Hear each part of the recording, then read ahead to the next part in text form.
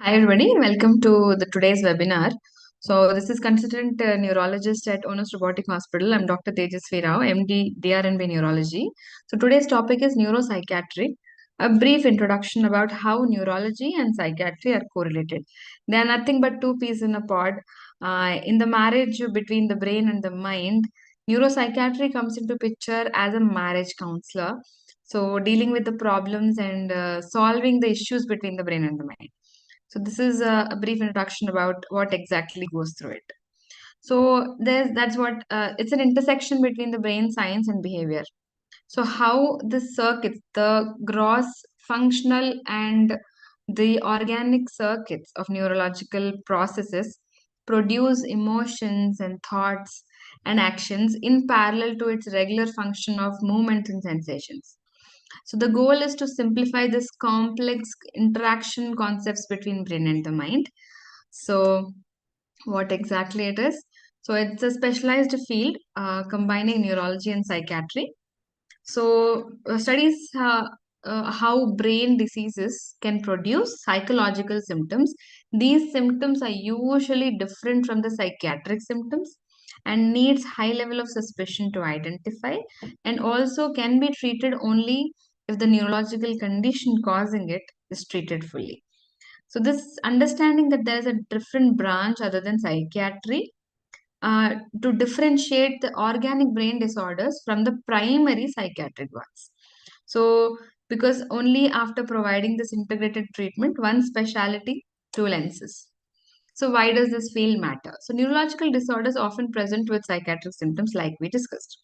So, but most of the psychiatric conditions may also have an underlying brain pathology.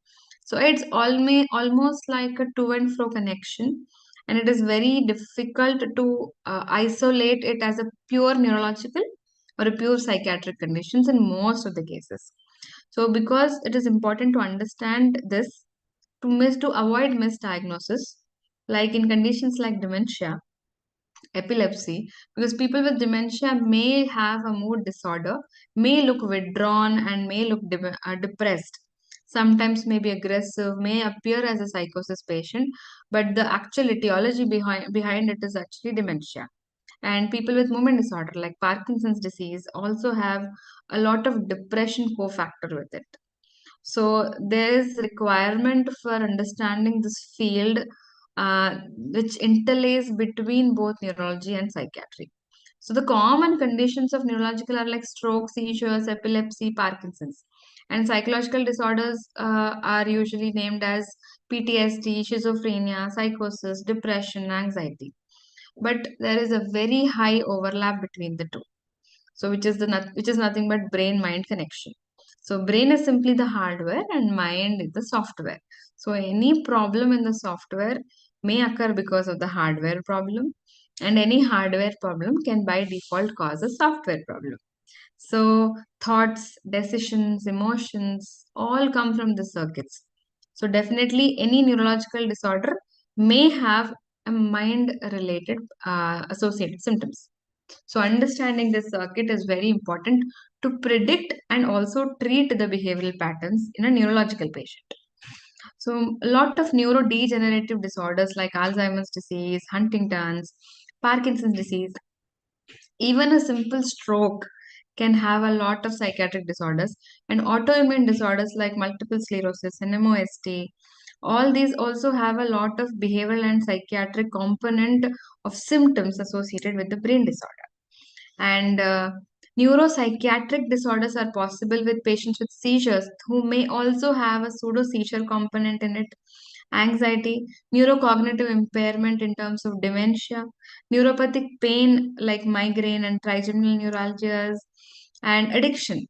So all these are correlated and definitely needs to be evaluated perfectly by neurologists, so that in case there is something in the organic background, it should be treated to completely relieve you of the psychiatric symptom. So what are the symptoms? Commonly, the cognitive symptoms like memory loss, poor attention, confusion, emotional symptoms like anxiety, depression, apathy, behavioral like aggression, impulsiveness, irrationality, irritability, Other symptoms like visual and auditory hallucinations, sensory hallucinations, delusions. Visual hallucinations are more common in neurological. However, auditory hallucinations are more common in a more of a psychiatric kind of a disorder. And sleep disorders, appetite, and social behavioral changes. All these could be a symptom of both neurology or psychiatry. It is very important to look for any associated symptom, to look for probable brain etiology. Common conditions like we discussed, Parkinson's disease, where mood, impulse, and sleep problems occur. Epilepsy, where depression is a very common component, pseudoseizure is a component, and emotional mood swings are very much common. Post stroke cognitive decline, post stroke depression is also very common in people. Dementia spectrum of behavior and memory changes. ADHD and OCD are also neurodevelopmental disorders, may be associated with autism, people with seizures, epileptic encephalopathies in the children, and brain injuries, post head trauma, association of emotional dysregulation is a very common symptom. So, for example, Parkinson's, like we discussed, these are all a possibility. And in Parkinson's, another disadvantage is that there are some medications which are very good for treating Parkinson's symptoms.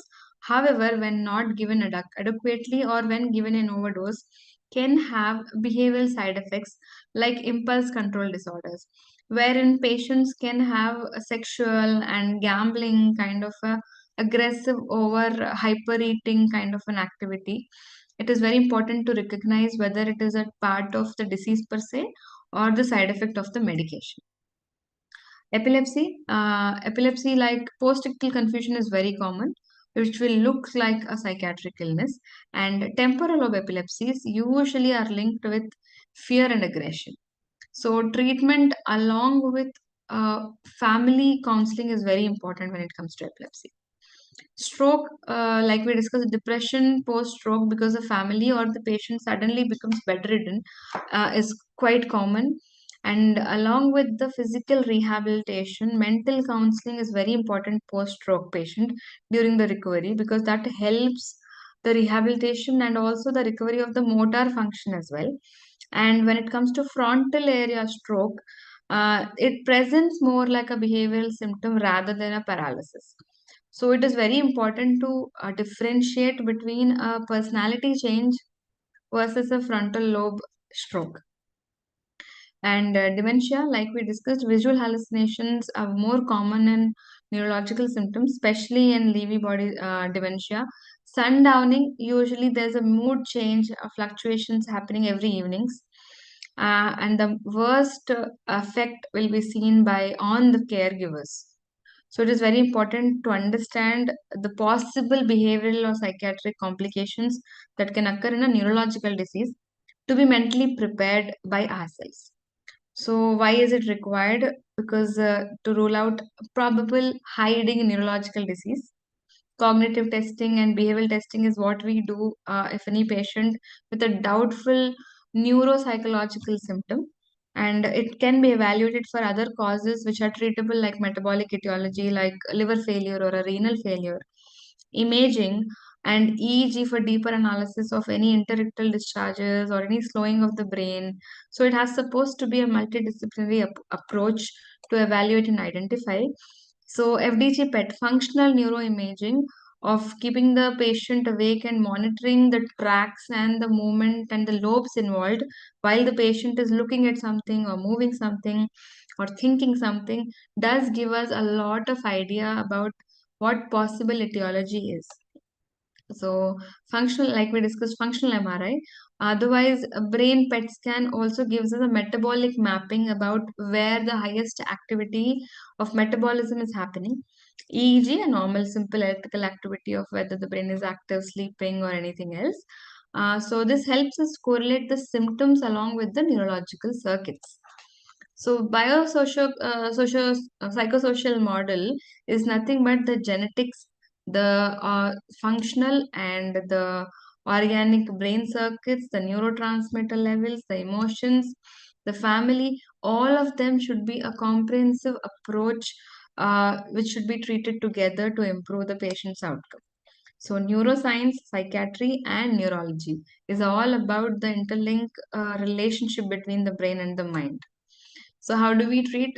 We do have a large scope of medication starting from antidepressants to mood stabilizers, anti seizure medicines, which work both ways, even for a seizure, as well as a lot of neuropsychological symptoms, cognitive behavioral therapy, family counseling, genetic counseling, non invasive neuromodulation techniques like magnetic transcranial magnetic stimulation, DBS for Parkinson's patient, sleep, diet, exercise, and your lifestyle modifications, and definitely rehabilitation for both cognitive and behavioral skill like professional occupational therapy, speech therapy, cognitive therapy.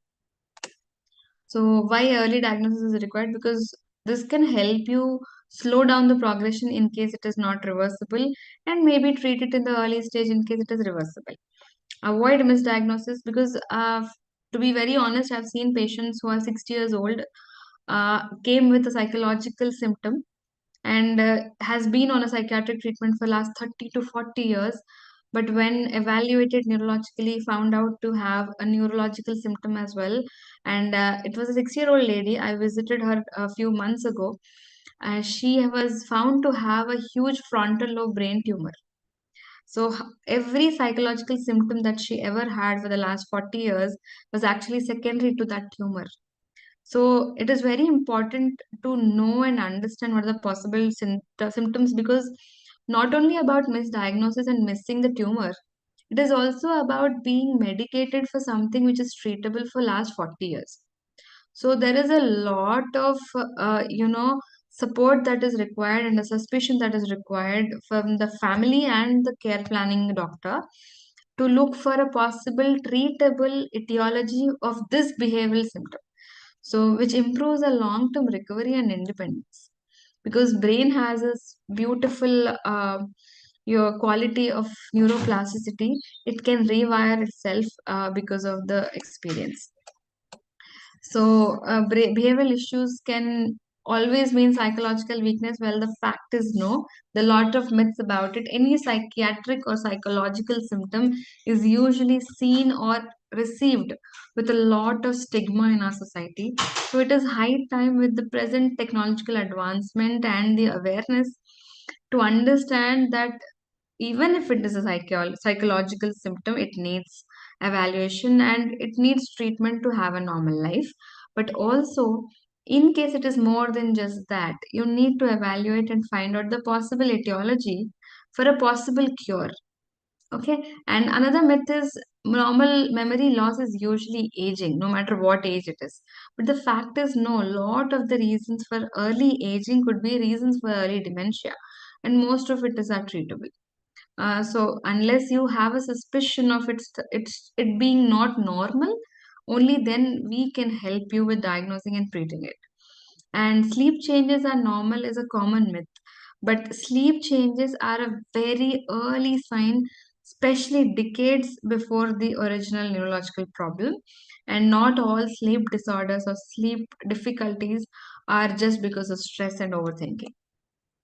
So, when should you seek help? Any sudden personality changes, any progression which is rapid, memory problems, or daily calculation issues affecting your daily life, hallucinations, especially visual ones, unexplained irritability, sundowning, and any emotional change that they are noticing after few months of a brain disease, already diagnosed brain disease. That is when you should reach your neurologist to look into deeper.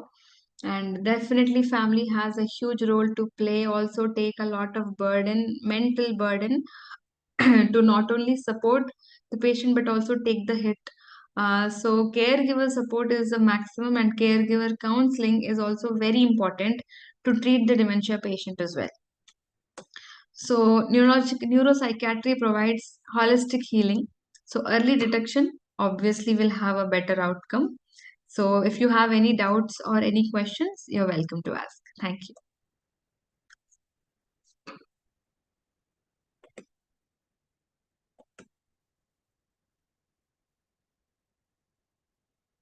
So I think there are no questions.